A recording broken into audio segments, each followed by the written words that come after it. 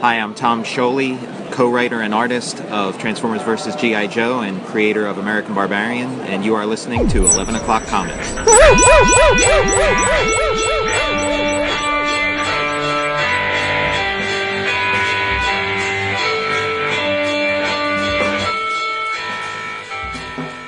Bullseye.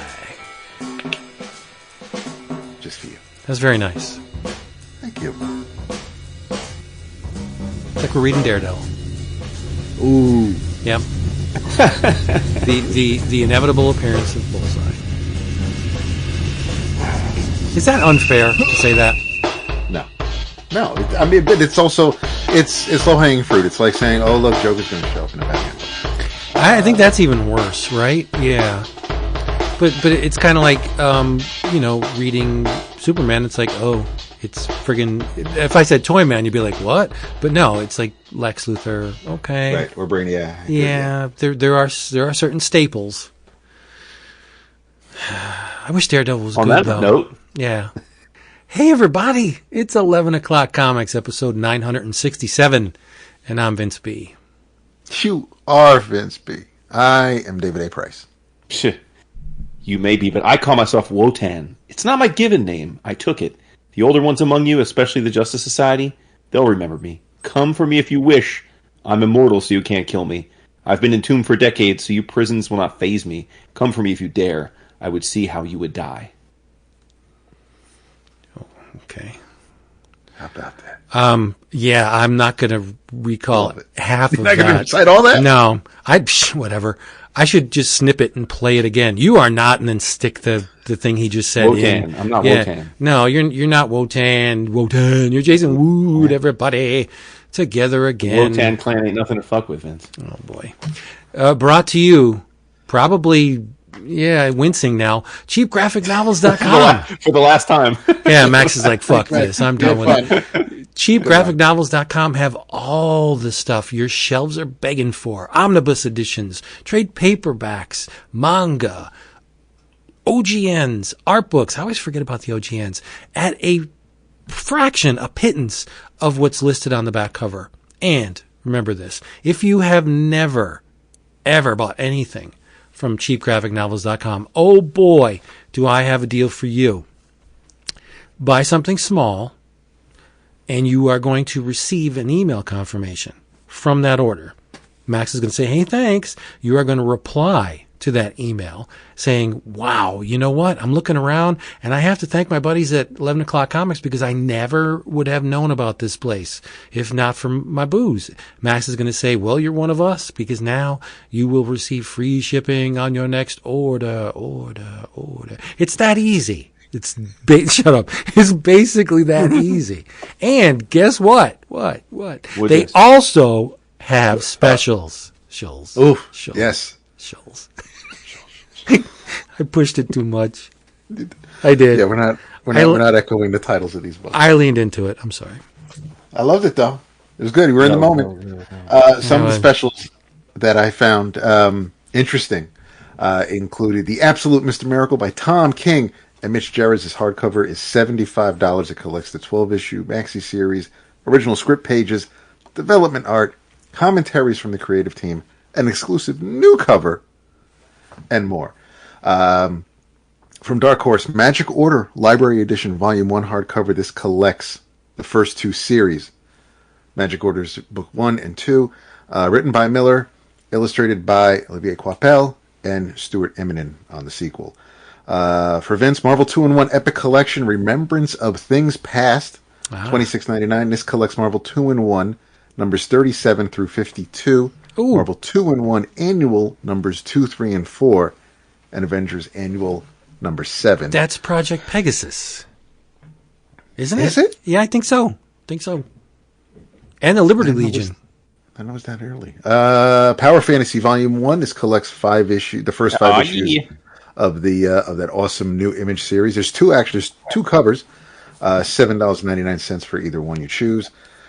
Spider-Man by Joe Kelly Omnibus hardcover. This comes in at $59.99. 2 flavors on the covers. One by Ken Lashley, one by Phil Jimenez. Collects 12 issues of Amazing Spider-Man back when the webheads were doing their thing, and so Joe Kelly had a handful of issues from numbers 575 all the way to 625.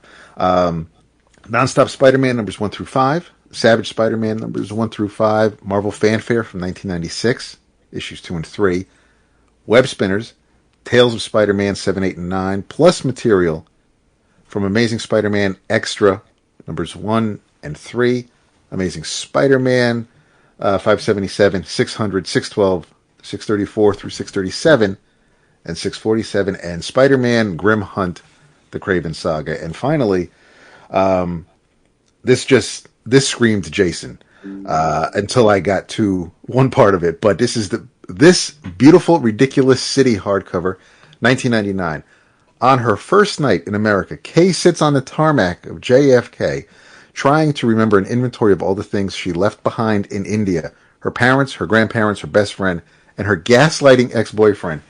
Staring out at New York's flickering city lights, she realizes two things: that the abuse she escaped has created gaping holes in her memory, and that she feels no sadness at leaving her old life behind, only relief and guilt. At once heartbreaking and uplifting, this memoir by Kay Sahini is a love letter to New York City through the eyes of a woman as complex as the city itself. It's almost perfect for Jason, except for the New York City part. I was going to say, you lost me. You lost me, dog. Yeah, that's messed up. It's messed up. What's messed up? Did you balk at New York City? Greatest city on the planet. And he's just like, yep, I know. It's so weird. It's so weird. Well, first of all, it's like if they put the book, if she arrived in Toledo, Ohio, Jason would be like, oh, from all oh yeah, Minnesota. I'm so there. Listen, even first of all, do not besmirch Minnesota. I spent many. Oh, okay. You just proved my point. You're just like you're turgid for Minnesota, but like New York, you're like, my disdain is for cities in general, dude. Okay. All right. So yeah, cheapgraphicnovels.com. That's right. Happy Spring Festival, everybody. Ring the bell. Yes. Ring the alarm. Another sound is dying. Whoa. Nice. Get down. I'm drinking. Oh boy. Ooh, what we drinking? Am I drinking? Boy. I'm drinking some Sierra Nevada India Pale Ale. Okay. I'm not drinking. I'm not drinking. Drinking some English breakfast tea, and I may or may not have a sugar-free Red Bull to wash it down. Naturally. Oh boy. I am enjoying some delicious decanted. Yes. Josh, wait a minute. Can we not get excited over decanted? Seriously, stop. Just cut it out. I need joy in my life, and if something I say makes Jason happy, then I'm all for it. Oh boy. Can't stop, dude won't stop, Vince. Lord, make it stop. Yeah, seriously. He goes to Burger King. Yes, I'd like a Whopper with fromage. First of all, who's going to Burger King? Oh my God, dude! Best hamburgers on the planet. Just stop. Don't even go there. Don't even. But anyway, let's talk about some comics for the love of God. What we got? Anything good this week? This was a roller coaster ride. It was, and it was. It started. There's some good and bad. There was a massive build up to the best thing I read all week, which was the only good thing. I believe you said it was the best comic ever. Actually, it is the best comic ever. We'll get there. I wanted to build it up. And then it was all downhill from there. It was like a roller coaster that doesn't go back up. It's like, okay, now you're going to hell. Mm-hmm. Yes. I will take issue with you on one. I'm actually generally agreeing with you in that I think I read a bunch of stuff this week. I was more, for me, it was more flatline. Like, I didn't think most of the stuff I read was by any means bad. I just didn't feel like it was like, oh, I can't wait to come on the show and tell everybody about this so they can read it too, type of stuff. And in that category, I think is where one book sits for me that I think you just didn't care for. And so I did want to at least bring that up because I don't know why you didn't care for it in particular. I didn't think it was like, it didn't blow me away, but I enjoyed it a lot more than you, it sounds like. And that's I didn't. Okay, if we're thinking of the same book, Yes. Why don't you initiate it, and I'll tell you why I didn't enjoy it. Yeah, well, it's Seasons #1, which is the new book by Rick Remender with art by help me out, Dap. Paul Azaceta. Yeah, Paul Azaceta. Yeah, Paul Azaceta. Jesus, yeah. Yeah. You guys know I'm a mark for Rick, so it's like I'm always probably like whatever spectrum there is of someone opening up a Rick Remender book, whatever neutral it is, I'm always going to be more inclined to enjoy it or take something away from it. That's fair to say. But it is an odd first issue in the sense that it is a like for me especially I think Paul's art especially felt like this was the first chapter of like a magnetic French bande dessinée that I would be reading. Like, because the story in essence is there's a town. It's I can't tell if it's Earth or not. I mean, it's an Earth-like. I guess it's Earth, right? But it's a different version of Earth. And the almost entirety of the issue revolves around a quirky, kind of klutzy Inspector Clouseau style postal worker who is trying to deliver a letter, and it's like one of those scenarios where the letter just keeps escaping her, right? Like it gets stuck into a bird's nest, it gets, caught into a truck and drives away. Like it's that kind of thing. Like almost like you'd seen like a Looney Tunes cartoon back in the day. And she's chasing after the letter tirelessly until she finally gets it back and then has to deliver it. And then weirdly, which is kind of weird. I didn't understand why she opened this. After all of that, she opens it up and reads it herself, which is a little weird. But in any sense, like I found it like enjoyable. Especially, I thought Paul's art was terrific. Like I think his art looked beautiful. But I understand, and I haven't fully heard your views on it yet. But I do think it was a very strange. Given that it's a single issue formatted comic, I thought it was odd, in that I don't know that there's much of a hook other than we're introduced to this weird sort of like traveling circus. There almost looks like Carnival. There's and it seems like the at least it's alluded to that the leader of this circus, more likely like it's some kind of supernatural or evil kind of thing, is like a clown on stilts, right? Like on those long stilts. But like it's so that's kind of they allude to that as being the nefarious component. Kind of right at the very end kind of sets up to that, but like you don't really see them acting nefariously. It's just kind of they allude to that. So I mean, I could totally understand why a lot of people might read this first issue and just be like, yeah, it's not for me, right? Like, because not a ton happens, and so I guess because it reminded me so much of like if I was just reading like a 300-page GN and I just keep reading from there and then like it would pick up. But I do think it's a fair criticism to say, since it's designed to be read issue to issue, because that's how they're selling it to you, it was an odd, like it didn't quite put a lot of meat on the bones. Yeah.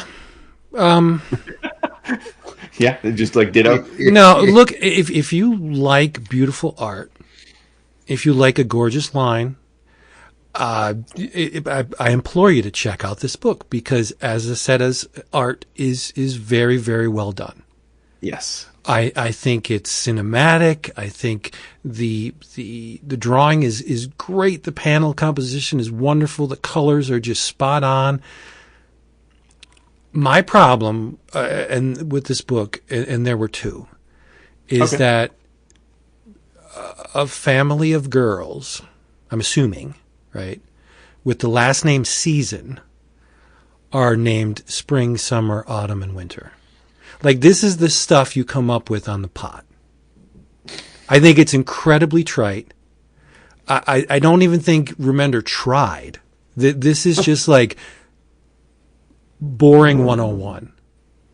Okay.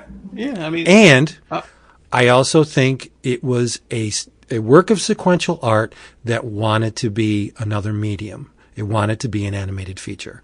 Because to have a character chase after a letter for 20-some pages, that would work far better as an animated feature, or as a sequence within an animated feature. And he even says in the back, like, tip of the hat to Miyazaki, right? Doesn't he say that? Yes.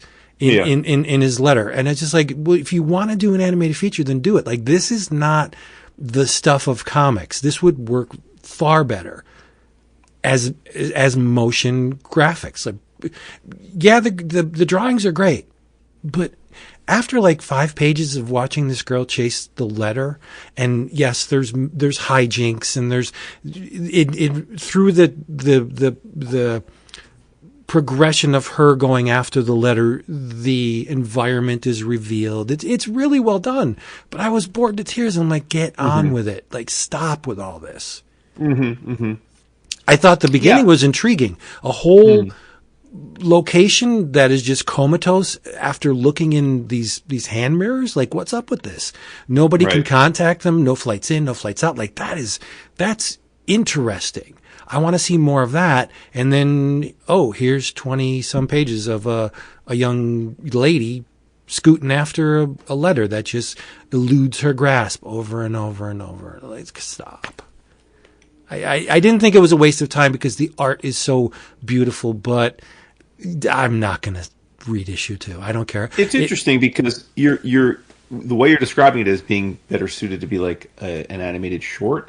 I don't disagree, but what's interesting is as I was reading it, I was picturing it in that vein. Like, I was like, oh, this is like an animated. Like, I could see this being like the opening of like a Pixar film. You know what I mean? Like yeah, but it's not 5 minute. It's sequential art. Yeah, but I know. I'm not discrediting what you're saying about it, but I'm saying for me, I don't view that as an issue because I think lots of comics do that same thing. Like to me, comics are an unlimited medium. There's plenty of comics that express motion and panel by panel movement. Sure. Like but yeah, I hear you. I mean, again, and I'll be the first. I'm not discrediting your viewpoint on this. I'm just saying gotcha. that I took more of it. I took away more of it from it than you did. And maybe it's just because like it's probably fair to say like I'm more inclined to enjoy like a Jordi Lefebvre graphic novel, like of just a bunch of people walking around a city than you would be, right? Like that's kind of at least more in my concentric circle than yours. So maybe that's the difference here, is that like it wasn't as far afield from what I might enjoy as it is from yours. I will be the first to say that part of the things I'm saying border on hypocrisy because out of the I would say because Tokyo these days doesn't. No, right, exactly. Out of the three of us, I am the worshiper of manga in all its forms. Right. And there are some sequences in manga that go on for here's a fight. Let's read One Piece where this battle goes on for not pages but volumes. Right. So by the way, that's not to go on the side, but that is my toughest thing about anime. Is I've been watching a lot more anime the last year or two with Holden because he's super into it, right? And like it's often very good, but like, dude, what is up with the battles? And they're like 3 episodes long, dude. Like, oh, for real, like, yeah. Like Demon Slayer, One Piece, Don, like it's like, and again, like they're all awesome, and I'm not saying they're not great, but like there are points watching the anime that I'm like, God damn, can we get over this fight and move on? Like it's like these fights going on for 2.5 episodes. That's the Western mind in you, my boy. No, I know, but I'm saying for me, I noticed it. I'm like, Jesus, already. Like Demon Slayer, particularly. I don't know if you were too into that, but like that's like his favorite. So it's a great anime. Like it really is. But like the fights are literally like 3 episodes long. And Dragon Ball Z. I mean, come on, they just stretch on forever. Yeah. If this first issue was another 100 pages, I may have had a different opinion on it. Because that's what I'm saying, and that's why I say your criticism. At least that component of I do agree with, because I like this felt to me like I was going to continue reading another 200 pages in one sitting and then come on the show and be like, oh, I read this graphic novel from France, and about this, like that's how this feels. And I think so. But Rick, being an American creator, he feels compelled, I'm guessing, to just do single issues that he collects eventually. I think, and again, based on this first issue, it would have been interesting if he decided on this one, like, you know what, let's just Paul and I work on a GN. I got enough scroll to pay Paul for a few years, and then we'll put it out, Yep. Yeah. I wish that would have happened. Because, again, you just check off all of the things that we look for in the best comics. Like, the characters design is great. The color work is wonderful. There's not anything to complain about with the visuals. It's just that it's like eating one tasty wing and then someone tells you, oh, we don't have any more. Like, well, wait a minute. you have me hungry for more. Like this sequence should have led to something else, and it does, but it's very, very fleeting. And it's like, Right. okay, see you next time. I get you. In the Netflix consumption model, we would be able to click on something and get the next part immediately, and I would have clicked on it. It's just that this is just like it's a tease, but not only is it a tease, I think it was a slight, more than slight, a misstep on Remender's part to present a first issue with one extended sequence of a girl chasing a letter. Like, I don't think this is going to get anybody. It's not going to convince many people to come back for more. I hear you. Yeah. If he published this like I as said, a I'm not really, 200-page, disagreeing with anything you're saying, 200-page hardcover, like, wow, man, what a beautiful book that would be. I don't know. I mean, for what I think, I mean, I don't know. I'm not pretty sure you haven't looked at this yet, Dap, or maybe you haven't read it yet. Maybe you looked at it, but like I think as Aestheta, like really did look. I was like, damn, like I would love, because a lot of the stuff as Aestheta's done have been like darker themed kind of things, and like there was a lightness to this, like a brightness to the panels that I thought, oh man, like I'd love to see Paul do something like a romance comic. Like I've never really thought of him that way before, but I'm like, oh, this would be like he could do this. This would be really great, you know. So. I am so used to seeing that because it was that Kirkman book, right? That they turned into a TV show. Mm-hmm. Yeah. He worked on that. For I mean, years, obviously, right? And that was dark and heavy, and I mean, seeing something a little lighter would. Yeah, I haven't flipped through this yet, but yeah, I probably will. That book was Outcast, right? Wasn't that the book? I think it was called Outcast. I think it was. Yeah. There you go. There you go. So yeah, if you want to titillate your eyes, pick this book up because it's gonna do that. And listen, you know it hurts my heart not to like completely put over a Remender book. Like I want to come on and say this is the best fucking. You got to read. Like everyone needs to read this right now with the quickness. So right. Yeah. Well, let's go up on that roller coaster because I want to tell them about the greatest comic book ever made. Ever. You heard it here, people. This is the single greatest comic series ever created. Kirby, who we should have had the creator on then in that case. Yeah. This could only come from the mind of one person. It's so bonkers. It's one of those, to cast my line across the ocean. This is Japanese thinking. This is Japanese creative thinking because in the States, we ask why. Why would you do that? Japanese creators ask why not. That's exactly what this is. It's a weird one, but it works. It is called Godzilla's Monsterpiece Theater. And it is written and drawn by the only man that could have done it, Mr. Tom Scioli. And it's published by IDW. What's it about? What's this book about? All right, sit down. Just sit down, take a breath, because you're probably not going to believe me when I tell you. It's a Godzilla romp, okay? Hence the title. Godzilla's in it. But the G-Force crew is comprised of Jay Gatsby. Yes, the character from F. Scott Fitzgerald's Great Gatsby, and Gatsby's lady love Daisy, and his rival for the hand of Daisy, which he ultimately loses, Tom Buchanan.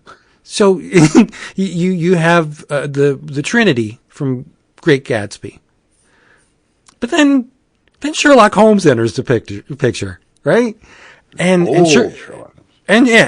where Sherlock is, there's usually a Watson. But this is a different Watson because this Watson is a woman. It's his niece. There's also a cyborg. Or is it? Because there was one panel where it was implicated that maybe not a niece. Right. There's a cyborg Jules Verne. What is happening? And if all that wasn't enough, there's a character that pops through time, and his name is the Time Machinist. A little cumbersome, but that's what he does. He's the time machinist. And to the eye, if you know your cinema, he looks like the protagonist from Jules Verne's, the movie adaptation of Jules Verne's 1985 novel, the original. And it's just, okay, where's this thing going? Well, Godzilla's traipsing across the world, right? And he just so happens to destroy the Great Pyramid of Giza and the Sphinx. And in doing so, he pisses off a mummy of the great pharaoh Utep, who starts to pursue Godzilla. And then Dracula enters the picture. And Dracula has a thing, of course, for Daisy. But it's not only Dracula. Victor Frankenstein's involved in this. Like, this book is friggin' bonkers. It's so crazy. And there's someone gives Dracula a ring, which makes things bigger. That's what it does. It makes things bigger. So he points the ring at Frankenstein and eventually himself and the mummy. But, and I know Tom knows this. I know it. I'm certain. I never talked to him about this, but I know he knows because Tom does his research. Remember all the work he did for Transformers before the Transformers G.I. Joe? Oh God, yeah. Yeah, he put a ton of work in it. Tom does. He covers his bases. He picks up all the stones and he looks at the stuff crawling underneath. There was a film. I think it was like 1983. There would have been a Godzilla film called Wolfman versus Godzilla.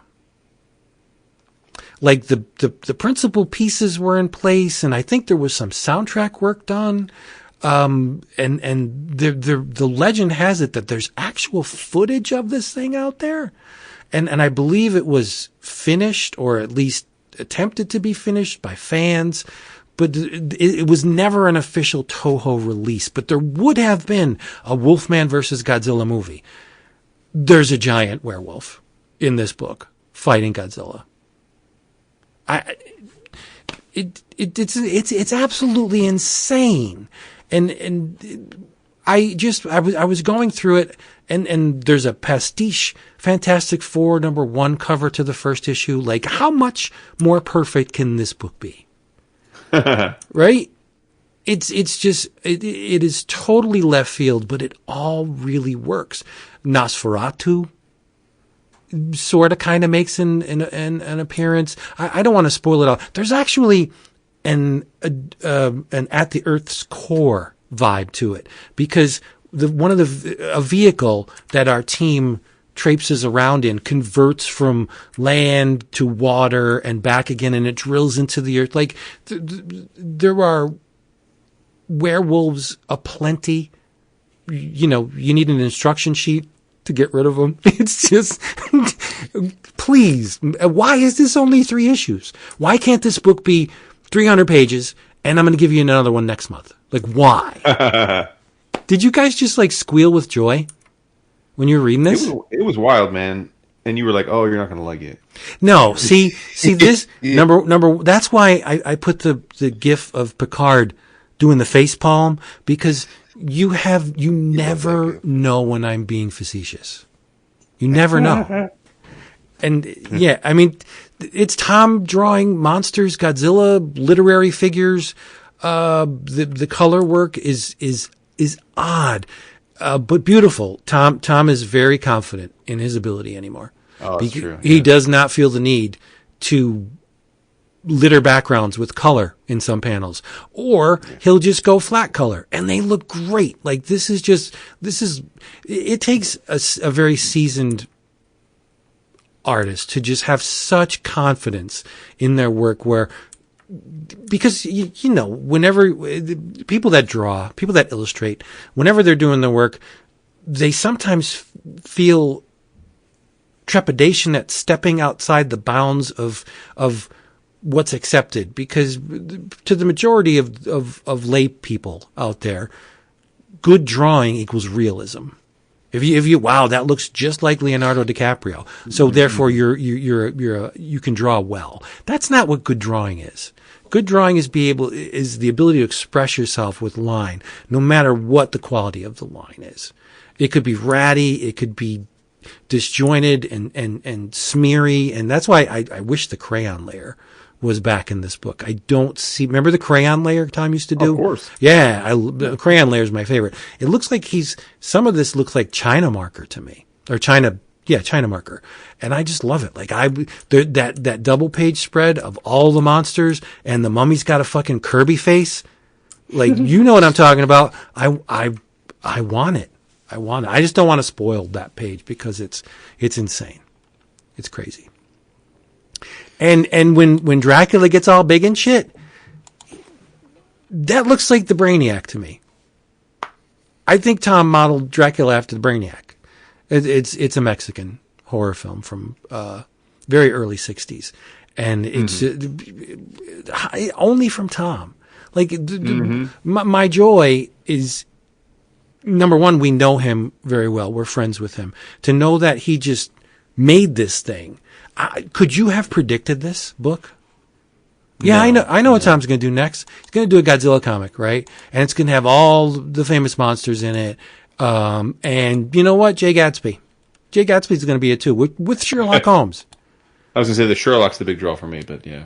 Why? Because I love Sherlock Holmes. Well, okay. I love what happened to Sherlock in this. Oh, I also love Dracula. So no, there was a lot that, like, in this book, he was definitely hitting the spots, and it had like it had like this in a weird. It was like oh, this is like, it was like Tom's crazy world where League of Extraordinary Gentlemen meets Toho, and then from the mind of Scioli, right? Like with the quirky, like it was like you said, you could never predict this. When you gushed about it, I thought, all right, let me check this out. I was familiar that the book had been coming out, but I hadn't, looked at it. And then I'm like, I'm halfway through the first issue. I'm like, oh, this is crazy cool. Like, I'm like, oh, this is like, I was like, okay, this is like, cause I've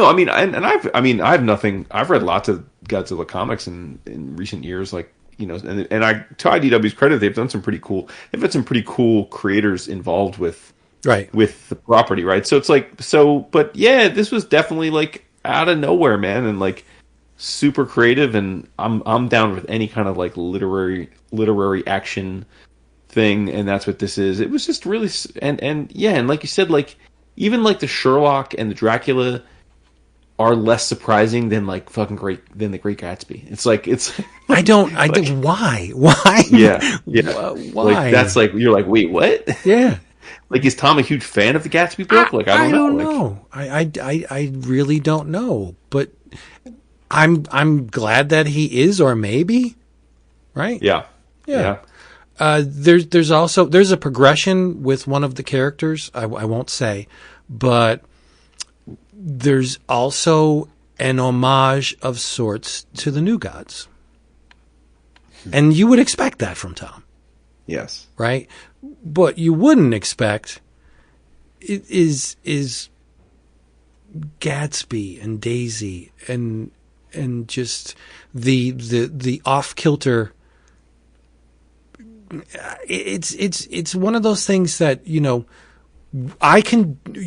all have a good Godzilla story in us, I think, right? So comic creators as well. Anybody can do a really good Godzilla comic. I don't think the equation's that tough.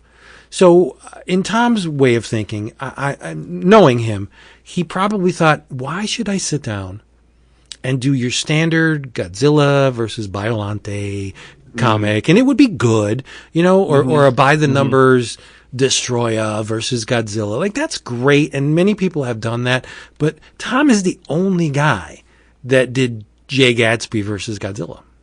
Yeah, to your point, like Stocco, I love Stocco's art so much. So like his Godzilla, but like it was a pretty straightforward Godzilla story, like drawn in Stocco's way, which makes it amazing because it's like his art's incredible. But like it wasn't. It was like what you would expect of a Godzilla story. It was Godzilla fighting other kaiju, right? Like that's the story. So, yeah. I have to spoil one panel. I really do, because this panel is amazing. There's a face-off between Jay Gatsby and Tom Buchanan, and they are staring each other down, and they're in a submarine, and the sound effects in that panel are Aruga, and there's one Aruga on each man's neck. It's just like he's so good. He's fucked up. I love Tom because he's a genius. He's a genius. Nobody else could have conceived of this book. So there you go. Godzilla's Monsterpiece. Even the title, Godzilla's Monsterpiece. Even better now. And there's even a reason why they called him Godzilla. Yeah. And it involves both letters and numbers. What's happening? What is that's happening? kind of crazy. That's kind of crazy. I remember I was like, okay, Tom, I see you. It's brilliant. It really is. Please, I mean, I don't know how IDW's doing these days. It's only 3 issues. Give us a hardcover of this. I won't ask you for anything else. Yeah, probably. Good luck. I mean, yeah, good luck with that. But Transylvania welcomes you, right? Just to keep it on topic of Godzilla, I don't want to bring it, inevitably the place is going to be brought down. But I saw that Marvel's doing a Godzilla versus Fantastic Four comic. I didn't notice. You know who's drawn it? Let me see who would be saltpeter to you. Craig Land. Romita Jr. Oh, that's so much better. Yeah, I'm out. I'm done. Not getting it.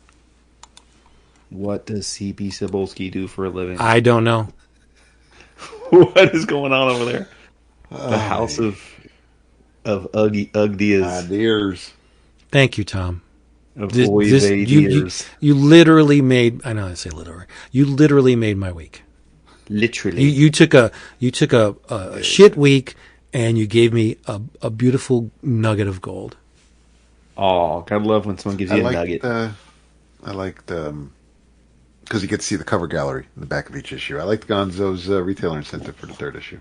Yeah, a bunch of different people did covers. It looked really good. I didn't think IDW was doing the multiple covers anymore. At least not as many as they are. Like, this thing was all over the place. Many people did covers for it. It's great. Go get it. Go get it. Yeah, for sure. By far and away the best thing I read this week. Oh, 150,000%. Yeah, that's a lot. That's a lot. Dap, how about you get involved in the conversation and tell me about Flash? How much of it? How much of the 4 issues did you read? The side tells it all. Well, originally I thought I'm going to start at the beginning. I'm going right to number 1, but I know, but it's Mike Deodato Jr. So that lasted about 12 seconds. As soon as I paged through it, I'm like, nope, not doing that.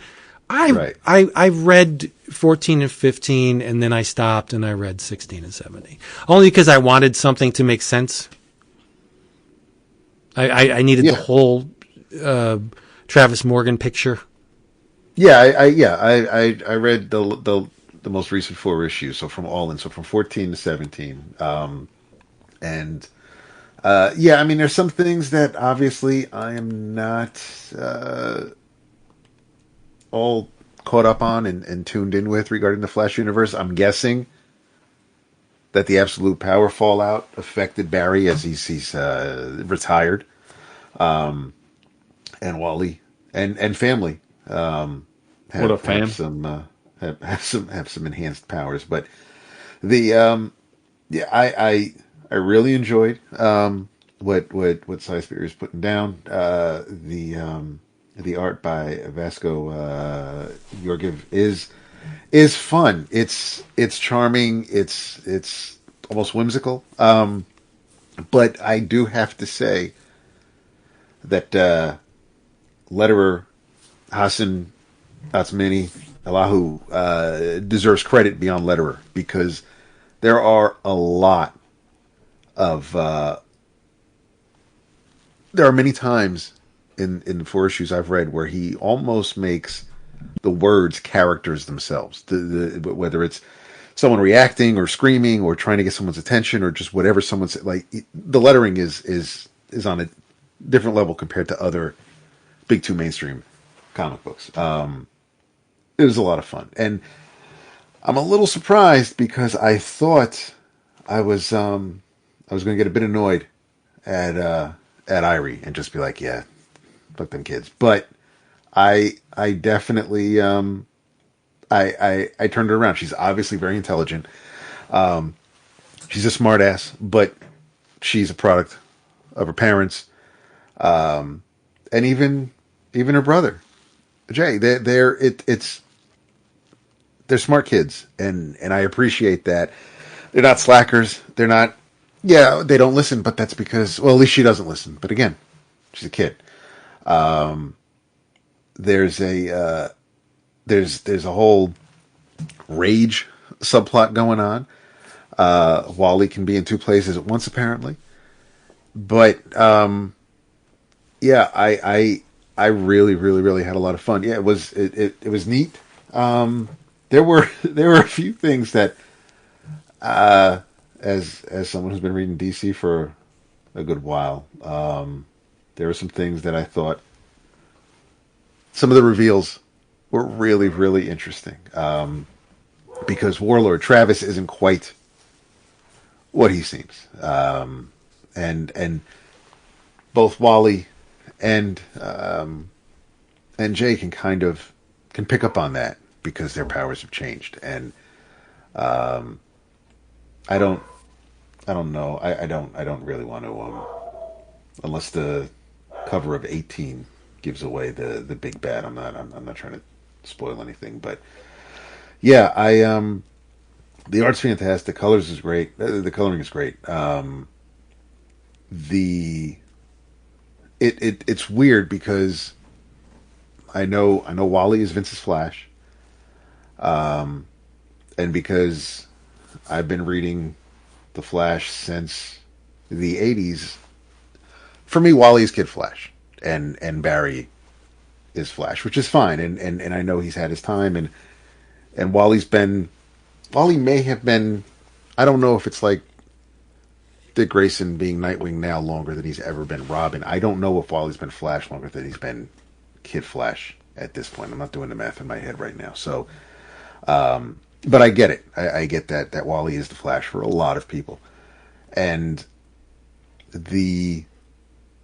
what I enjoyed, what probably helped me enjoy this is because I'm coming in without knowing a lot of what's going on prior in the previous 13 issues, and and because Wally's powers are kind of changing a bit, I'm learning who this Flash is. So yeah, I really did have a lot of fun with it. I don't know where the story's going. We've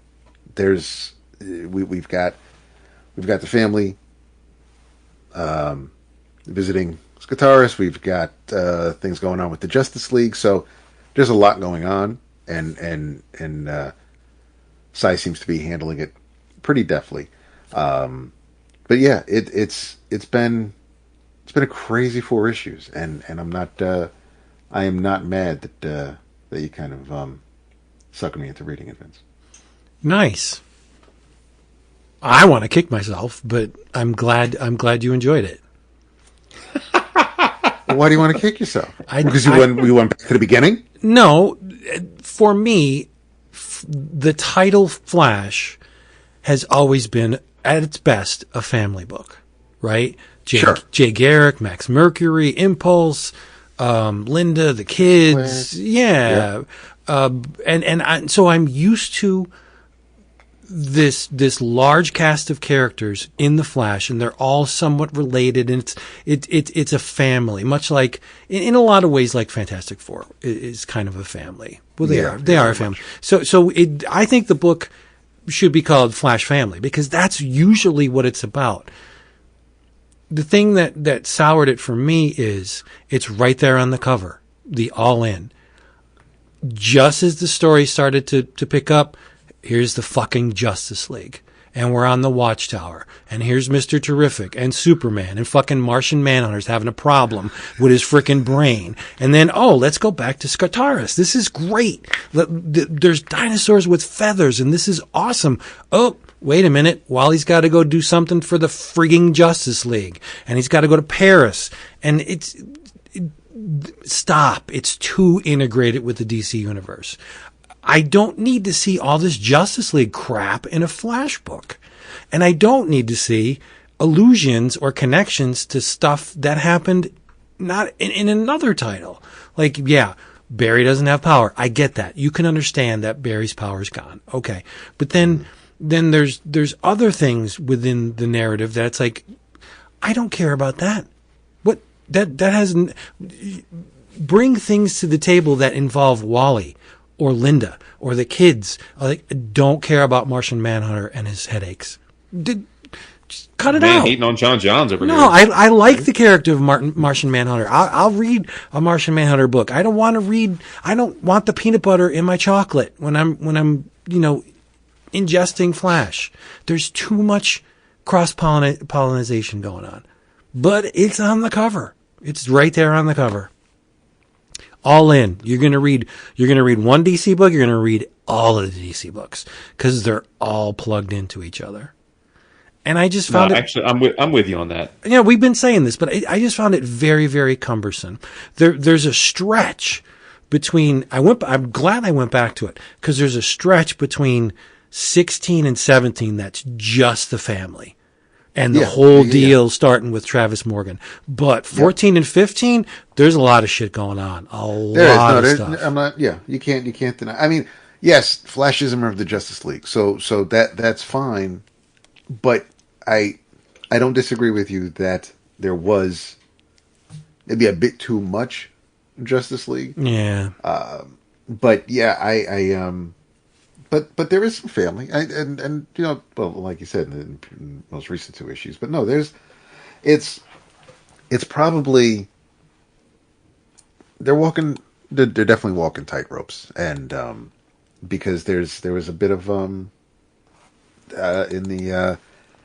the Superman Lex Luthor Special, there was Justice League kind of dripping in there as well, and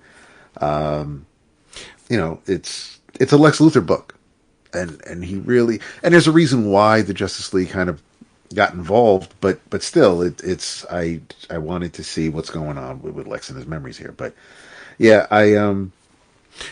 but Justice League aside, the art and Warlord and what Sai's doing outweighed any irritants of the Justice League appearance. But Wally shouldn't be able to pop up to the Watchtower to get help. He shouldn't be able to do it. Wally has never needed Justice League intervention well, I shouldn't say that. In order to portray the title character in a favorable light, he should figure these things out either with himself or his family. But it's like, oh, here's Dr. Occult to help today. Like, no. We went from no Dr. Occult for like 15 years to like more Dr. Occult in the past 3 months. Like, I was going to say, I read it. Yeah, he was in one of the comics I read this week too. It was just I'm not reading the Flash. Oh, he's all in the Justice League Unlimited book. Yeah, that's what I mean. Yeah. And the thing with the rage too, it's like, okay, like people are getting mad. Yeah, like, yeah. And Wally's mad enough where he's breaking floors. Yes, but you would think that Travis Morgan and Hollow Earth and Scartaris would be enough to carry 4 issues. And the whole family, like that to me, like, all right, bring it on. That sounds like a hell of a lot of fun. Dynasty, like the family on the back of a pterodactyl, that's wow. Okay, yeah, I'm plugged in. But no, I just think it's the where do you go when every book is a Justice League book? How do you navigate that? That's what happens when every single hero is a member of the Justice League. Yeah, I was going to say, this will be temporary, but right now they're pushing, obviously, the Justice League Unlimited idea, so yeah, they're all connected, yeah. I don't need it. If I could go in here and just cut out all the pages that's not Nuclear Family Flash or related, I think it would have been a great 2 issues. 2.5 issues. Sure. It might be a little more than 2. I'll likely finish this arc just because I don't want to wonder. But I know that obviously Wally is a smart dude, but I never I never sat down to figure out how intelligent he is. Where does he rank on that Lex Brainiac terrific scale compared to obviously he's smarter than Gar Logan, but it's with those powers with the Speed Force, and I don't know how much is actually Wally or how much might be the Speed Force, or and Linda's intelligent, the kids are smart, so I don't know how much is Wally. I don't know how smart, how intelligent I think Wally's just is. I don't dude, know right? how many. Like he's just a dude, isn't he? That's what I always thought, especially when he's moping after Raven and the Titans. But you have, but he has to be. Like, he's got to be smart these days. But I don't know how many entanglements he figures a way to get out of himself compared to either getting help from the family or even the Justice League. But I'm sure his intelligence has been amped up in recent years. But I don't know just how intelligent he is. And I'm not looking for. I don't want anybody to give me the HeroClix numbers. I'm just right. Based on everybody else across the DC universe. I don't know where Wally West lands. I think Wally's more often than not. Wally's been a seat of his pants hero. Like he'll figure it out, but the intuition isn't as strong as someone like Barry or just say Batman, right? Like Batman is a very intelligent character. I wouldn't rank Barry on the same level as Batman. I wouldn't rank Wally on the same level as Barry. Like Wally's a guy who figures it out, but more often than not through struggle. And he learns from his mistakes, but he makes mistakes, right? That's why I think Wally's very human. Yep. Barry's claim to fame, Crisis on Infinite Earths. Yay. But to me. Man, you're so tough on Barry. Barry's boring. Barry's the ultimate sacrifice. He's just every time something comes up, that's the dude who just gets... I love it. I love it in this issue when Barry's like, "Oh, hey son, my buddy, I'm gonna give you this ring. I know you don't use it anymore. You do that stuff with the Speed Force to get your duds, but I'm gonna give you my ring. I don't want this in my house. I don't want this." And then Barry leaves, or Wally leaves, and Barry's like, "Oh, why did I give him that? Because I didn't mean when I said. I don't want to give it all up. I don't want to retire. I'm the OG Flash, and I'm saying this to convince myself this is what I want, but this is not what I really want." I just think it's so fascinating. I know we joked about this a couple weeks ago, like when we all have like a version of these characters that we're so beloved and we think the rest are trash. Like, because for you to like your age, given your age, you should be a Barry guy. No, I never read DC. I never read DC back then. Oh, right. Yeah. But I'm just saying, but given your age, people would assume you're a Barry guy. You know? When that first issue of Flash came out with the yellow background on the cover, and I believe Mike Barron was writing it. Mike Barron and Jackson Juice on art. I was like, wow. I like Wally. This is the guy from the Titans, Teen Titans. All right, I'm gonna check this shit out. And Wally, and there are. I know this may be heresy to a lot of readers. Pound for pound, there are more great stories featuring Wally than featuring Barry. I'd agree with that. Yeah. As a Barry fan, I would absolutely agree with that. I can't speak to it, but I would assume that's just. Right, because Barry was gone. I mean, that's like, Silver and Bronze Age stories were silly and goofy. And, and when the Flash is fighting someone like, the Top or Weather Wizard, and Trickster. But you've got, the thing is, Wally was done. Wally was retired. He had his powers were, I think at one point his powers were killing him, but his powers were fading. And so he was done. And then when Crisis happened and Barry sacrificed himself, Wally got his powers back. And I don't know if they retconned it to kind of be like, the Speed Force leaving Barry and going to... I don't know how they... I forget how it worked out, but Wally gets his powers back. We get the new Flash series following Crisis, and that's what Barron did, and and we're always watching Wally eat because of the metabolism. He's always running, so he's got to always eat. And Made sense. It was, it absolutely made sense. He didn't have the big ass quads like Danny from the Next Men, but Barron made it work, and then so did Messner Loebs, and obviously Wade and Miller and Morris and everybody else. But yeah, there are, if someone's going to ask for those evergreen or key Flash stories, 9 times out of 10, Wally's going to be the one wearing the mask. It's interesting, Dap, because we talk sometimes about like gateways and do superheroes and other mediums, whether it be movies or TV. Are they effective at bringing fans in? I don't know if they're effective, but like in this case for me, like when I think of Flash, I think of the Flash TV show. I love that show for a while. It got bad at the end, let's be honest. But like those early years, and I just love Barry because he was Barry on the show. Like so, like my fondest experiences with Flash have not been in comics. It's been that TV show, and Beth watched it, the kids watched it, like we watched it together, we all liked it.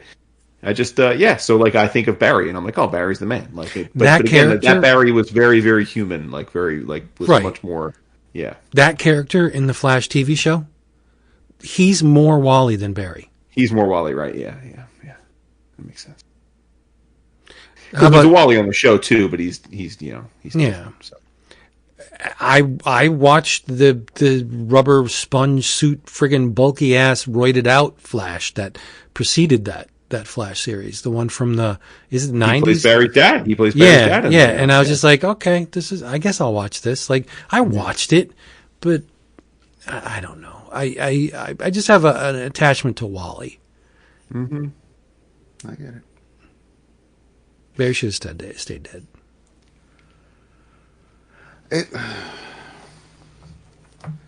Barry, Bucky. Do you have as someone who did read a lot of Batman, Vince, do you have a preference for Robins? Like, I never even considered it. I didn't read a lot of Batman until, which came first, the Tim Burton Batman movie or Dark Knight Returns? Tim Burton. Burton's 89. Wait, then you mean Dark Knight Returns the movie or the comic? The comic. Comic. Oh, Dark Knight Returns? No, the comic. Okay. Yeah. Burton was 89. The movie was 89. Yeah. Okay, when Dark Knight Returns came out, that's when I started reading Batman. That was your gateway? Oh, yeah. Yeah, I mean, okay. Here and there, I didn't even really pay attention, but I would, I bought, as a kid, I bought the 100-pagers. Yeah, the treasuries. No, the no. 100 pages. Yeah, for like 60 cents. I bought those, and I was like, this is okay. It's kind of weird though, but Jim Aparo, I was like, this looks nasty. And so I didn't really. Nick Cardy covers are great. I didn't really click with Batman until Dark Knight Returns. Okay. And then I went back. I got the ones. Well, a lot of the ones that I overlooked as a kid, and I just kept buying Batman for decades. And then there was a point when it's like, all right. So when you think of Dick Grayson, do you think of him more as Nightwing? Like, is that your? Oh, 100%. Yeah. But when I think Robin, I don't think Tim or Jason. Like, I don't even think Robin. I just like Robin's Robin. Robin's Dick Grayson. But I don't like, because they're there for a long time, like a good stretch. Batman didn't have a Robin, because Robin to me was in the Titans, the Teen Titans, and it was like this kid's okay, but like he's not going to be Robin for long. Foolish me. But I didn't put that. I never have put that much stock in the Batman universe, unless Frank was driving the bus. Then I'm like, all right. Yeah. This is some good stuff. I mean, they made Dr. Leslie a fucking murderer. So I was like, wow, I guess anything can happen. What's her last name, Dap? Leslie. Dr. Was it? Tompkins. Yeah. I thought that was a great character. Then all of a sudden, she's a murderer. Yeah. What? I think that was around the time I stopped reading Batman. The Bruce Wayne Murderer, Bruce Wayne, Fugitive. I think that's I started to peter out around then. Because I Wasn't think that my girl Marina Baccarin's character in Gotham? Yes. Nice. that she's not your girl. She is absolutely my girl. No, she's not. You wish. She is not, though. She's my side piece. Okay. In that parallel universe where everything's all topsy-turvy. Yeah. Shout out to Marina. I remember the first time I saw her in Firefly, I was like, oh my God. She's like an absolute goddess. She's a vision. Goddess. She is a vision. Yeah, she is. It's really and how ridiculous is it that they paired her with Deadpool? Like, of all the hot women who are really good actors, they could have paired with Deadpool. They have to go with Morena. Like, that's just insane. But don't you remember that for years I said she was my dream actress to play Domino? And then they announced the Deadpool movie, and they're like, Marina Baccarin cast, and I was like, wait, what? I'm like, she's going to be Domino? Oh my God. And then, of course, she wasn't, but like, I was like, so now I think it's great. Speaking of Domino, do you guys see the second Joker movie yet? No plans to. It's not good. I mean, it's not. It's not good. Like you said, when the lead actor tells the lead actress in the middle of the premiere, like, we fucked up. It's like, yeah. Dude, let me tell you, there is I mean, I don't know if these guys, I'm sure some feel the pressure, some don't, but like, there is tremendous pressure on James Gunn for the Superman movie to be good. Like, because it is like, it needs to be good so they can make 10 more. Exactly. He needs to unfuck up the DC universe. Yes. Yeah. They're like, all eyes are on this. Like, they are just like intense scrutiny. Yeah. I think it looks great, though. I think the Superman movie looks great. I didn't watch the trailer. Yeah, I think the trailer looks great. So, I might not watch any future trailers, but yeah, the one that they showed, the first one. There is. It's interesting. I don't know if maybe Vince, you could speak to this with your kid, but like, I know that I definitely think, like, generationally there is superhero fatigue, though, because like my sons I asked them all what they thought. Like, they're not interested in seeing the Superman movie at all. Like, they're like, like, whatever. Like, when it comes to streaming, like, they're like, it's just not like they have no anticipation for it. They're not like stoked for it. It's just interesting to me. And I'm sure it's not any dissimilar to like with like the next Marvel movie. Like, they're not very interested in Captain America either, but like, I feel like they're kind of like, we've been there, done that. They're moving on. They're not like hooked, which is kind of weird. Yeah, I think that's one of the problems DC has always had with Superman. I don't think Superman appeals to whatever generation is current. Like, there's just a problem with Superman. I don't know what it is. My kids went bonkers earlier, not now, but over the Marvel movies, and it's just like, you say Superman, they're just like, nah, that's Grandpa's superhero. You know what I mean? And you can understand that, right? Because the values, number one, I think it's going to be hard to sell if they use the tagline "Truth, Justice, and the American Way." Like, what does that even mean anymore, right? Yeah. It's difficult. Are they using that? I didn't know. No, I'm just saying but that was the tagline forever. Right. Yeah, I would assume they're going to be a little more neutral on that. If they're smart, yeah. But I just think Superman with young people is a very hard sell. Yeah, you could look at all of the series that have clicked, the Superman series that have actually worked, and it was not so much because of the character, but it was because of they were lucky enough. Terry Hatcher, all right, Dean Cain was a handsome guy. Terry Hatcher, like, there was a chemistry between those two characters, and it made sense, and it was enjoyable to watch. And then you look at the Brandon Routh thing, and it just didn't, like, I think he's a good actor and he's a handsome guy, but there wasn't any spark to that movie, which is weird. Well, what didn't help was you've got Lex Luthor as a real estate developer too, and it's like, okay, right, but don't make bad decisions, right? Right, yeah. I think the template is already set. There's a reason why Lex Luthor, to most people, is Superman's arch nemesis is because he's the Doctor Doom to the Fantastic Four. Like, he's the perfect foil to Superman. But let's make him a freaking, like in the movie where they squandered Doomsday. What was that? Batman, Superman, the one with Wonder Woman in it? Yeah. That's just so strange. The thing with Superman Returns is that Bryan Singer was just trying to do a love letter to Donner and kind of fix what he thought the problems were with those old Christopher Reeves movies. And you had what the hell was not Heather Graham, the actress who played Lois Lane, who Lois Lane loves Superman. They have a kid. Amy no, Adams. it wasn't. It wasn't Amy Adams. That was the Henry Cavill stuff. Oh. But you had Kevin Spacey trying to do Gene Hackman doing Lex Luthor, and that wasn't working. You had you mean Kate Bosworth? Kate Bosworth, right? Q. Yes. It wasn't an exciting movie.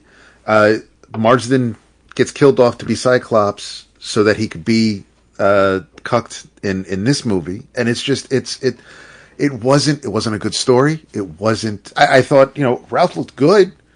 I wasn't in love with all the little diamonds on the suit, and I thought the shield was too small. But he wasn't Cavill, but he looked decent, but the story sucked. The characterization just was off for a lot of them. It made me long for John Cryer as Lex's nephew. It wasn't. Yeah, I have faith in Gunn because James has been, whether it's the 3 Guardians movies, the second Suicide Squad movie. I like James's superhero stuff. The Peacemaker has been fun.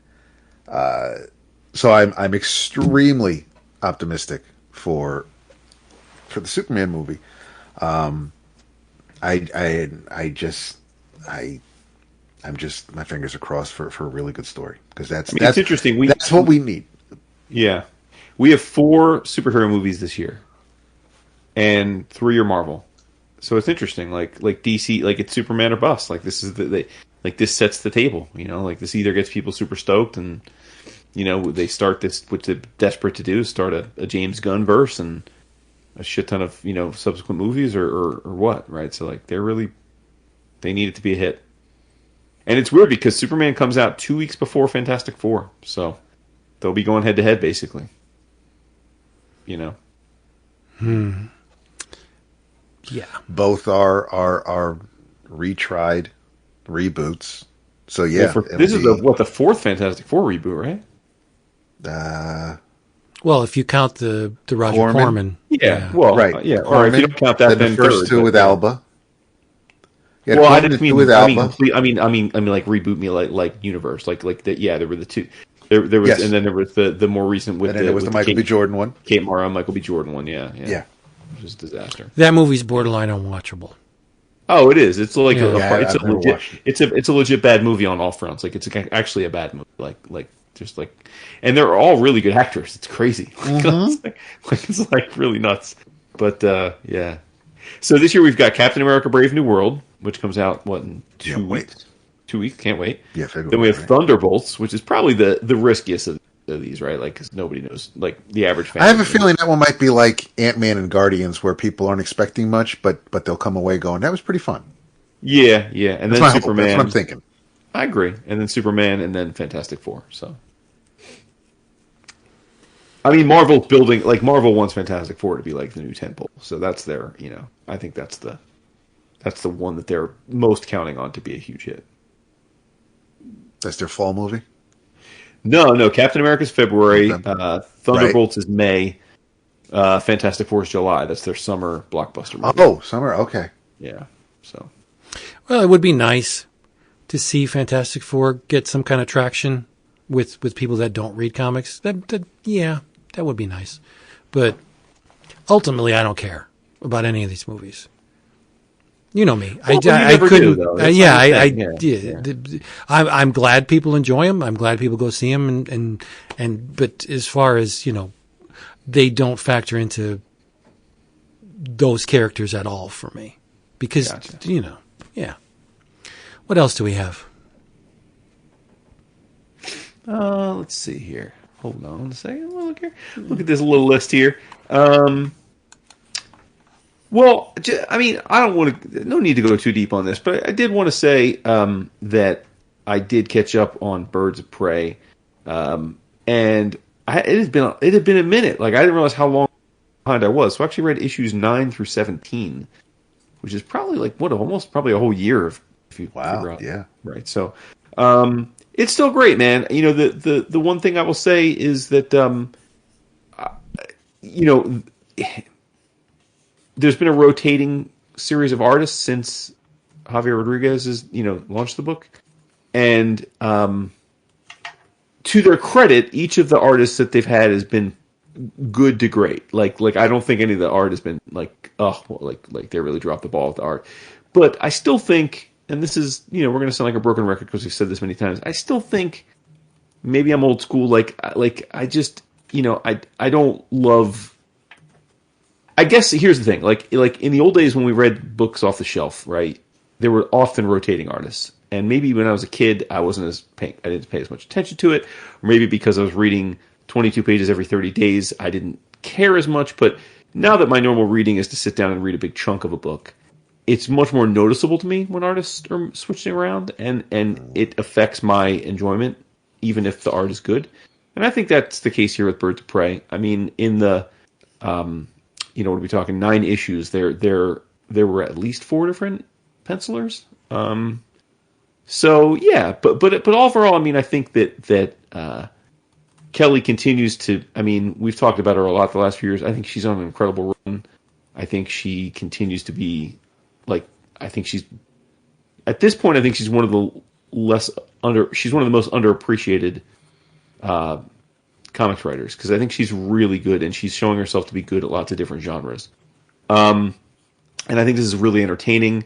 My favorite thing about this particular, I guess, half of the series so far is the arc where effectively they're bouncing through alternate dimensions, and every time they bounce through the portal, they get quote unquote reskinned into different. They're wearing different costumes and stuff, but it's just really fun because that's the kind of thing you can do in comics, right? Where because it's unlimited budget and it's just up to the imagination of the illustrator. You just get these crazy different settings, and one of the settings was the Teen Titans Go universe, which was fun, and just so that was fun. To me, that's something that is meant for comics. To your point earlier, Vince, about different mediums, that's what's made it great about comics, because you couldn't really do that in any other form, and so that was smart. So it's fun, really fun. I think it's still a really, really good book. I can't say it has the excitement or the momentum of the initial 2 arcs did for me, but I do think it's still definitely worth being in the stack if you're looking for a superhero book. Are you up to date on it, that? No, I am not. Sadly. Why'd you slow down on it?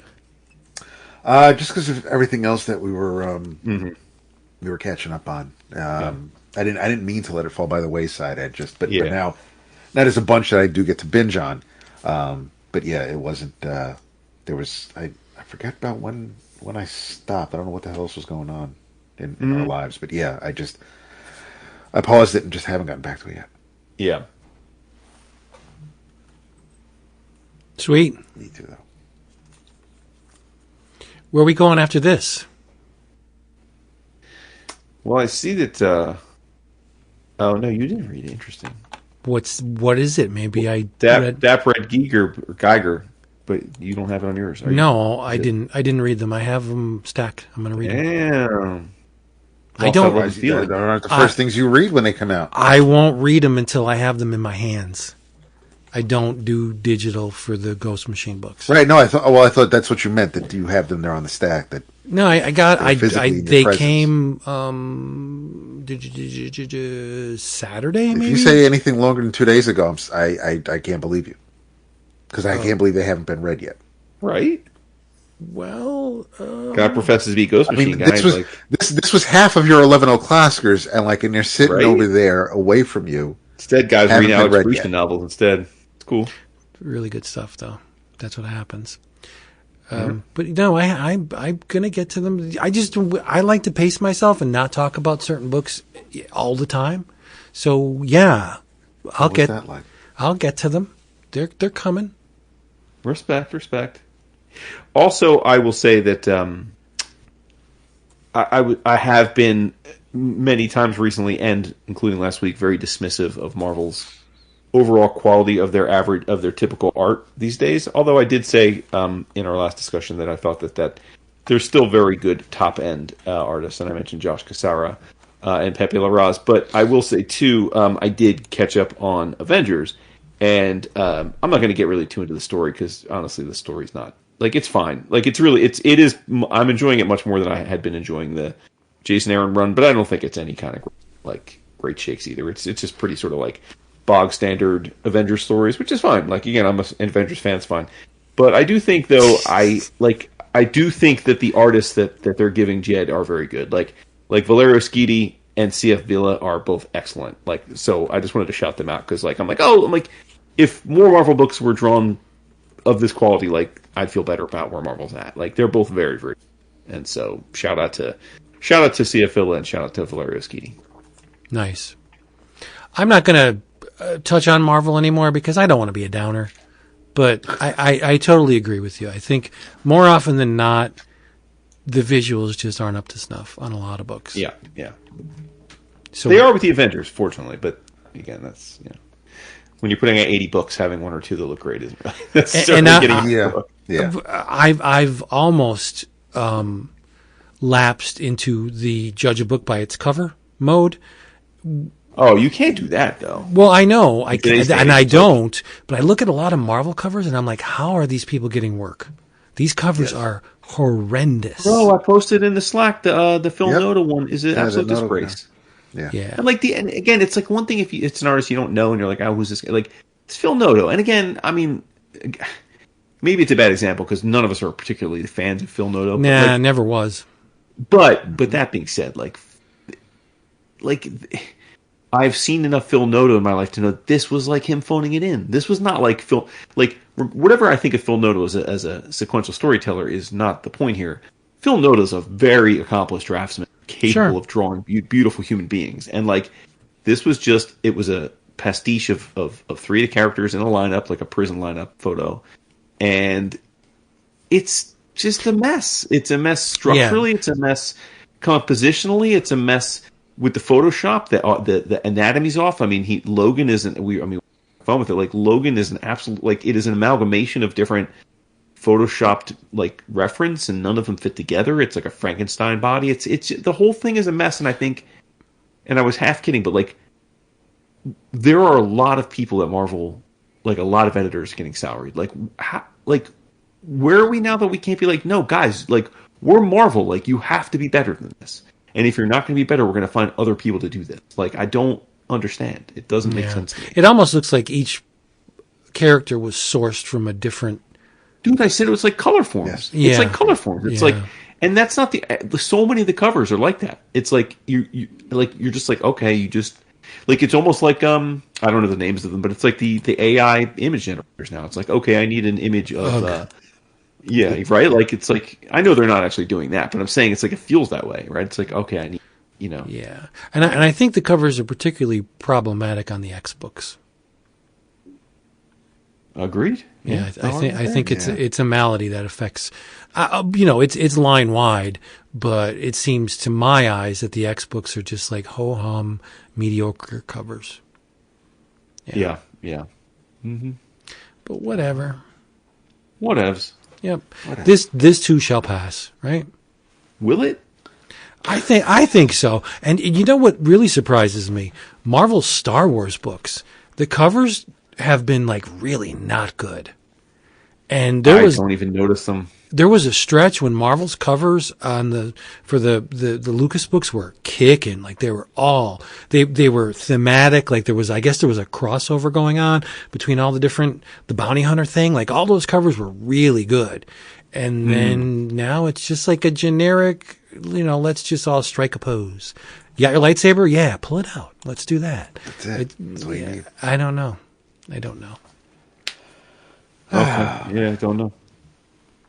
Don't know. I mentioned it briefly, and I said to you two in the Slack earlier today that second page of the Superman Lex Luthor special. I don't know if it was a miscommunication, but I really enjoyed this issue. After this double page spread, I really, really enjoyed this issue. But there's a conversation that Superman is having where Mr. Terrific is talking in his ear, asking, "Are you there?" Superman's like, "Yeah, my hands are full right now, but what's up?" And he's like, "Well, it's something of a sensitive nature. Can you swing by my lab?" Meanwhile, the double page spread is Superman and members of the Justice League basically trying to clean up a big mess. And I'm thinking, Mr. fucking Terrific, you're on the Watchtower. You know when people are dispatched anywhere. Why would you not know that Superman and the rest and some members of the Justice League have their hands full right now? It was an odd exchange. And for someone to be one of the smartest men in the DC universe, it was just wild to me to read these four balloons. But after that, the rest of this issue is a lot of fun because all we're trying to figure out is what we can do to get Lex's memory back. Because Mr. Terrific figures out that, or thinks that Lex's mind can be used, or Lex can assist in figuring out about this this totality that was formed when Darkseid died, and that Elseworlds was found, and so Terrific figures, if Lex works with me, then we can probably figure this out. Unfortunately, Lex isn't who he used to be, and this issue has flashbacks where Lena, Lex's daughter, gives him a piano because her grandmother, Lex's mom, told her that your father used to play the piano. And so she figured, hey, maybe something will jog your memory, and or at least, open a door and we can start to figure things out. And Lex and Mercy are walking through the park, and a bunch of folks see Lex walking. Somebody throws either a milkshake or, I don't think it was hot coffee, but splashes Lex in the face, screaming that he should be in jail. My brother died because of him. And Lex is just apologizing for past mistakes, and then Superman swoops down and tells everybody to kind of just, leave him alone. So Superman's talking to him and asking him for his help, and that, maybe if we bring your memories back, you'll be able to do some good.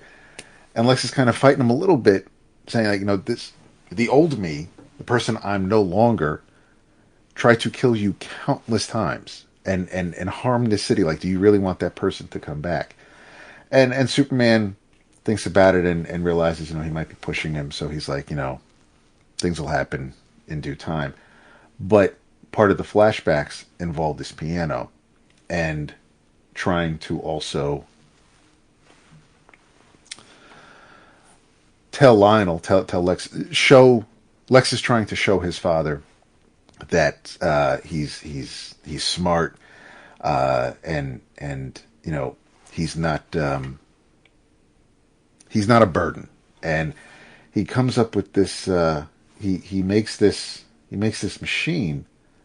That's it's a radio wave emitter, and it can send music into space. Only with special signals that only certain people can hear. And he tells I made it for you, so this way you can use this and for whatever. But I made this for you. And Lionel just kind of like wigs out and starts screaming to Lex's mother about how his son is a freak, and no kid at that age should be able to build something like that, and I couldn't do what he did. And because he's a freak, he can never leave this farm, and he runs out into the field, and he starts playing the emitter.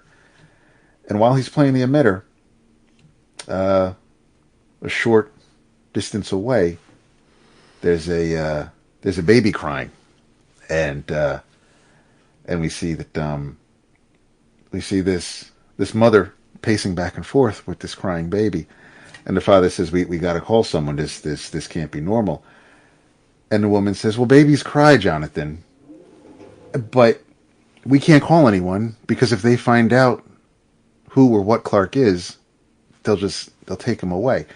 And the music finally hits the house, and Clark, the baby, stops crying and just falls asleep.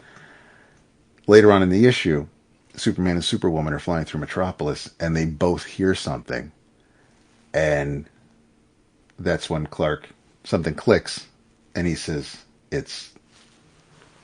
he's realizing that Lex may be beginning to remember, and this is basically just a short interlude, because it will continue once the Doomsday Time Trapper storyline, I guess, wraps up, because it says to be continued in Superman number 24. This was a neat issue. I appreciated Williamson doing a little bit of the retcon. This was written by Joshua Williamson, of course, the current writer of the ongoing Superman. Art by Eddie Barrows and Iber Ferreira. Colors by Adriano Lucas. I enjoyed it. I really did. I didn't know what to expect. I didn't know if it was going to kind of be, because I know that this week they also came out with that Lex in the City anthology. So I didn't know if it was going to kind of go in the opposite direction of that, or if it was going to also try to tie in and be cute. But this definitely could have played out in the ongoing, but with everything going on right now with the main title, this really didn't fit in there.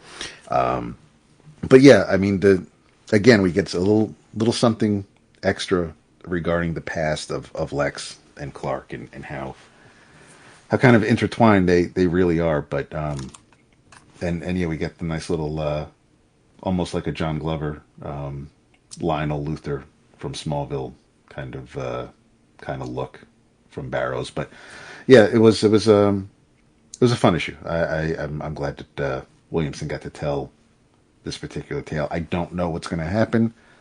It's Lex Luthor, so eventually, I'm sure But because of him walking through the park and the way he's trying to express to people that he's not the same person, it just feels so much like his estranged Australian son from the Triangle era, and I'm really not that mad at that, because it was a neat idea back then.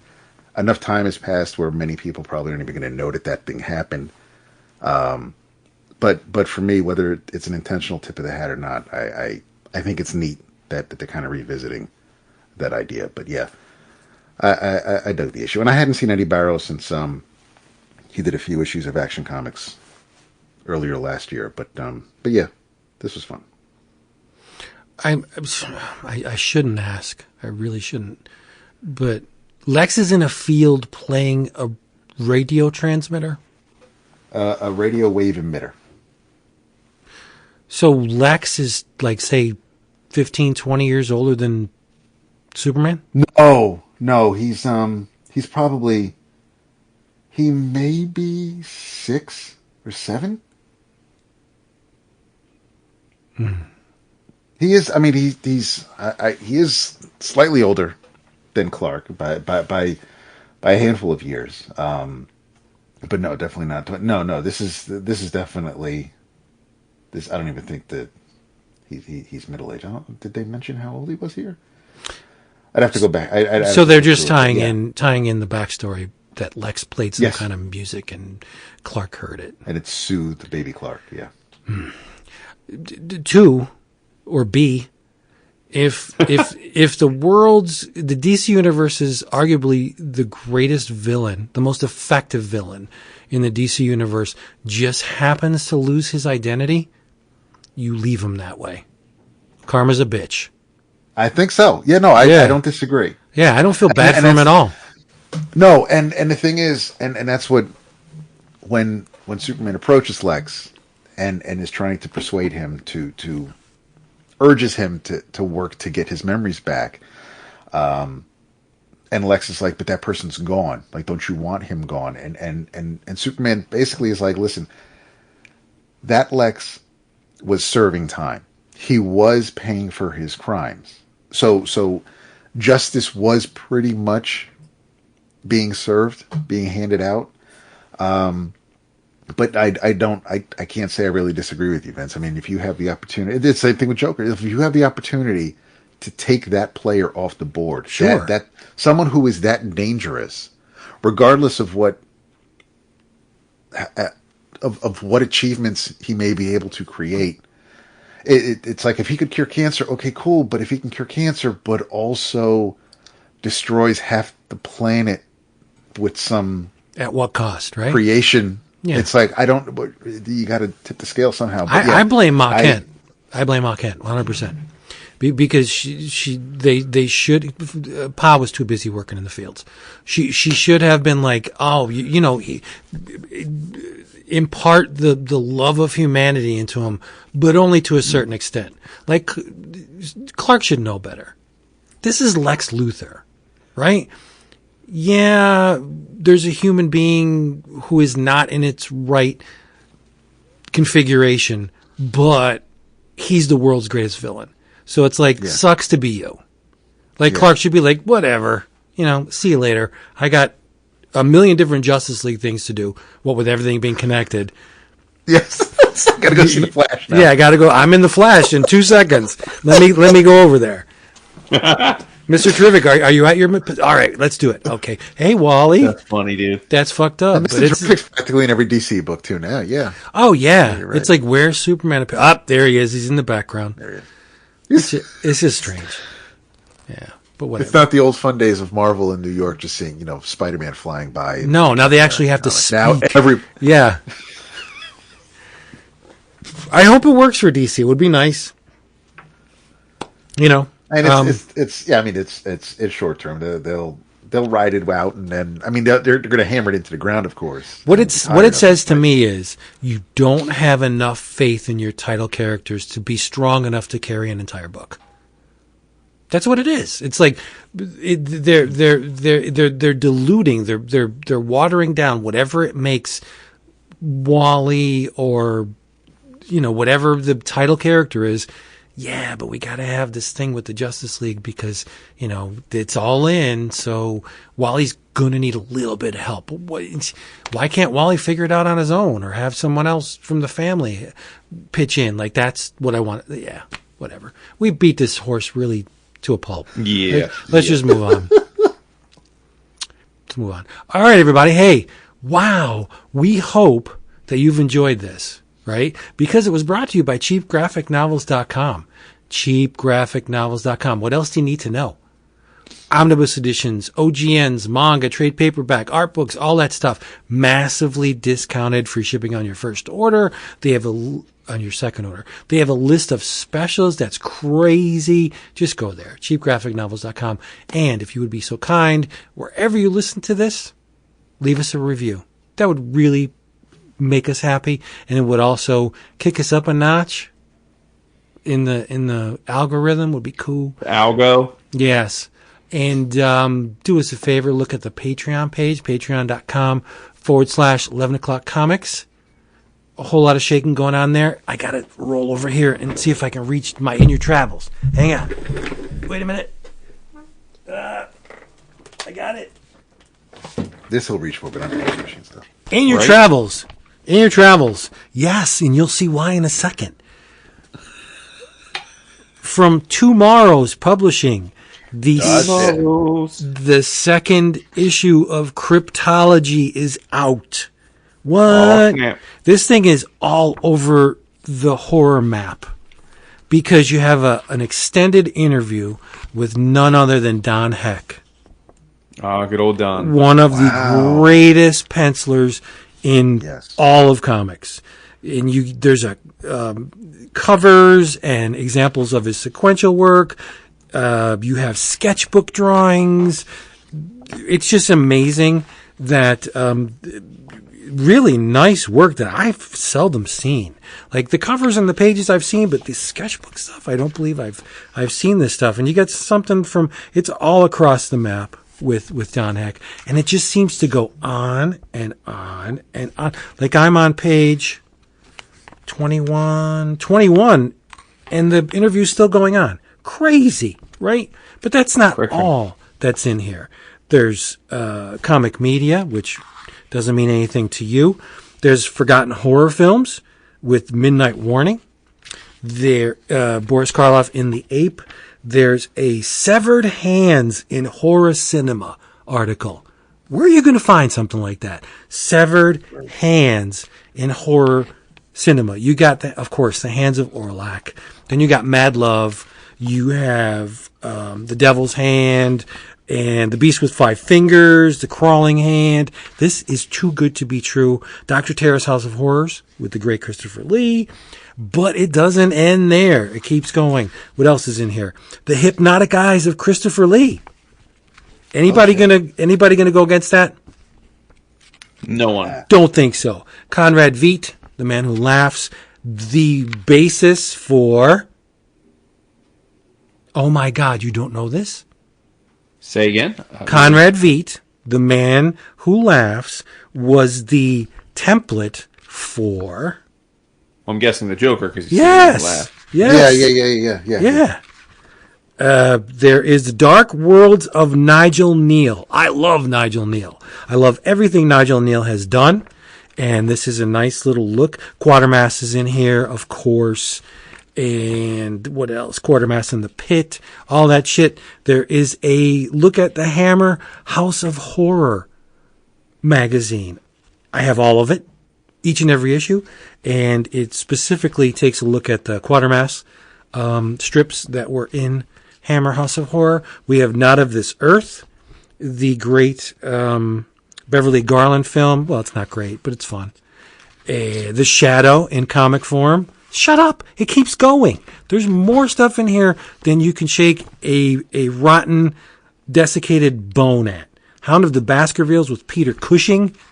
It's from Two Morrows. This magazine's great. I'm surprised more people aren't talking about this thing because it's just a wonderful mag. It doesn't come out every month. I think it's bi-monthly. But it is full color, Two Morrows, $10.95 an issue. You know you're not going to pay that. I wouldn't be pimping this book if I paid $10.95 for it because I wouldn't pay $10.95 for a magazine. It's amazing. Just go get it. It's Cryptology, number 2. Word. Neither of you are getting... Well, I wouldn't expect you to. This is a me thing. Wow. See, you're so dismissive. No, this is a definitely... You'd be like, what the fuck is half of this stuff in here? I don't even know what this is.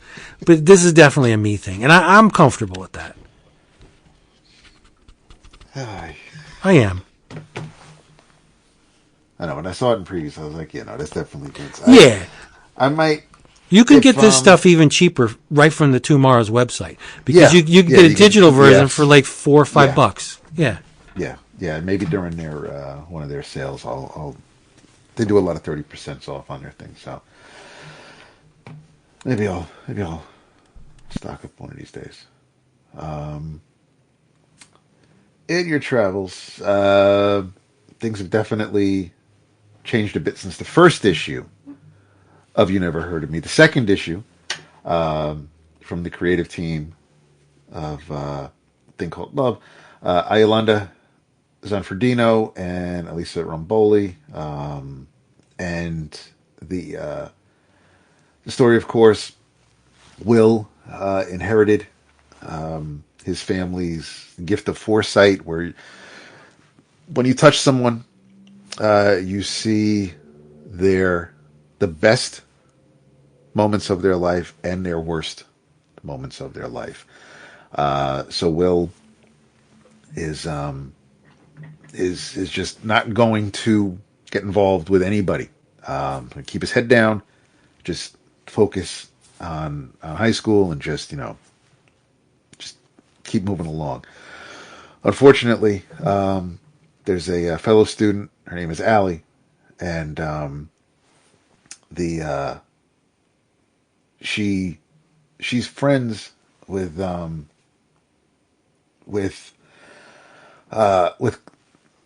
with Colin. Colin's the bully. There's a student at the school who is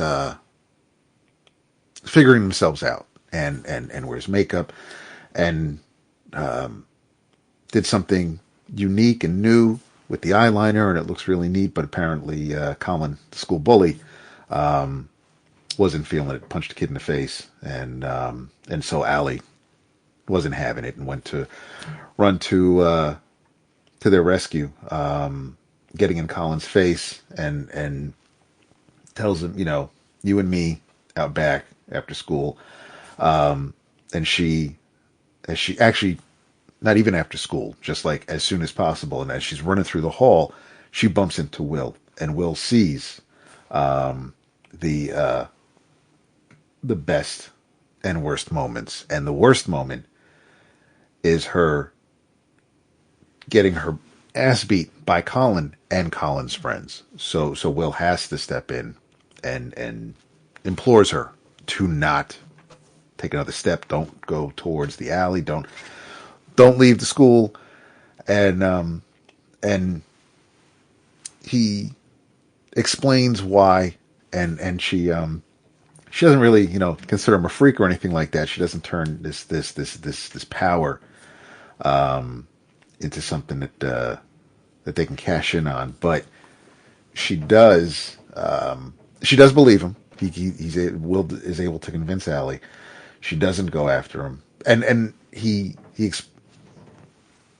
everybody knows that her parents died, but Will actually goes into the moments surrounding the news of her parents' deaths, and basically paints a vivid picture. So she does end up believing him, but because of that, and she keeps over the course of the next day or two, she keeps convincing him that he should use this power for good. Colin, the bully, actually gets involved, and there may actually be a change of heart for the character, for him. But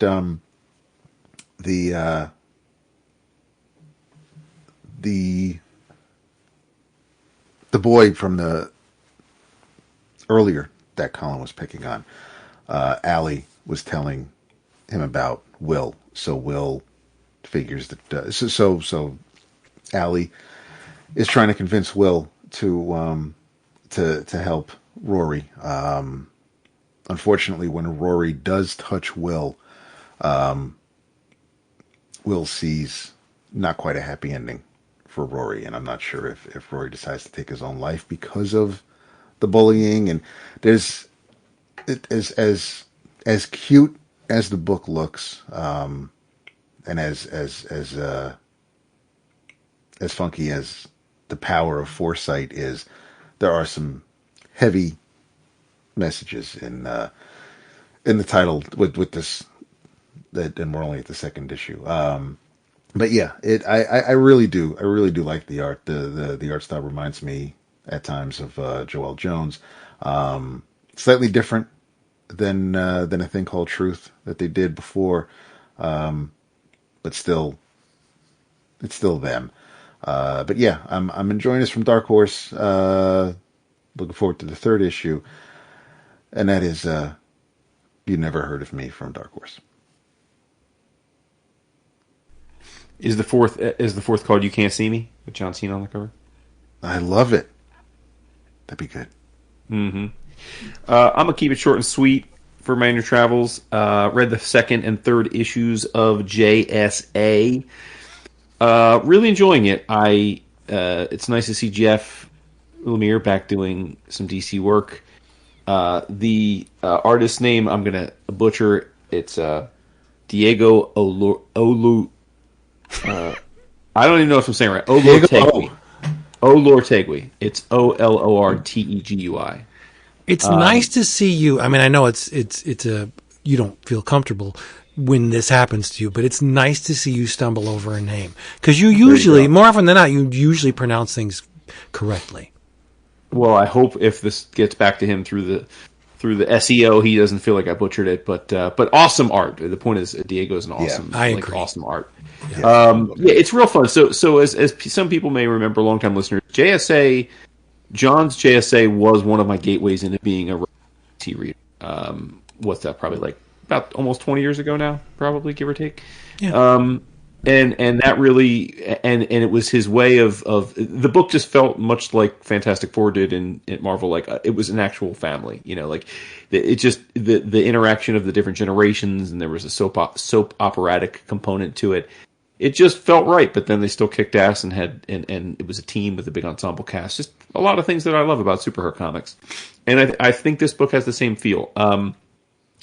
I think that the characters, their engagement with one another feels real, feels passionate. There's some romance, there's some wannabe romance, there's some side-eyeing, like talk to the hand. There's just a lot of like intrigue with their interpersonal relationships. There's family, because Jade and Obsidian and then their dad are all part of the team. So it's just a lot of fun, man.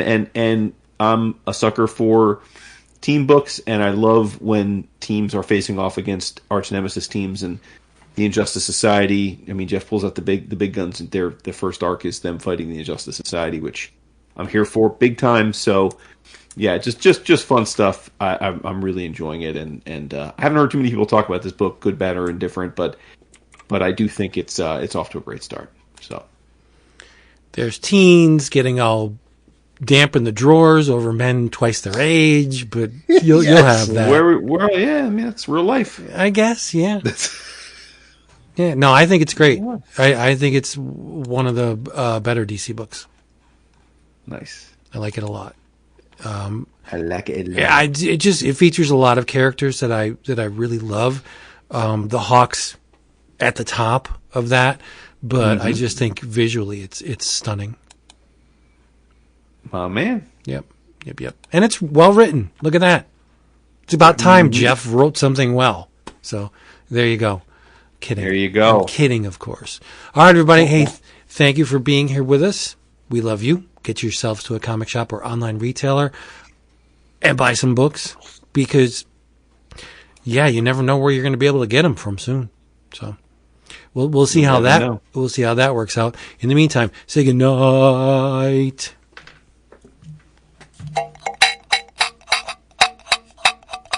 Dude, we gotta buy Nitro. I know. I know.